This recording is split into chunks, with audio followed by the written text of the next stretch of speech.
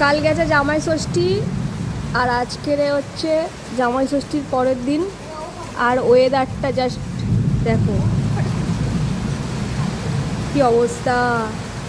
কালকের মনে হয় ঠান্ডা থাকলে মনে হয় মানুষ ঠিকঠাক করে ভালো করে খাওয়া দাওয়া করতে পারত, তাই না?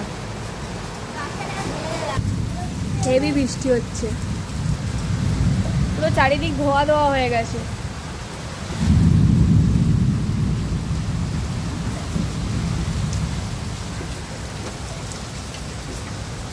আর এই বৃষ্টির ওয়েদারে আমার মা করছে মাছের মাথা দিয়ে ডাল,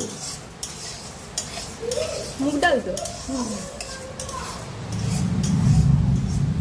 ডাল ভাজা মাখানো আছে, এবার ভাজা করবো।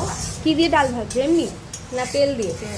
হালকা করে তেল আগে কড়াই দিয়ে হ্যাঁ, গরম করে নিতে হয়, নিয়ে তবে ডালটা দিলে তাহলে পুড়ে যায় না। তো আর এই নুন হলুদ দিয়ে মাখিয়ে রেখেছো? রেসিপিটা রেডি হয়ে গেলে আপনাদের সাথে শেয়ার করব।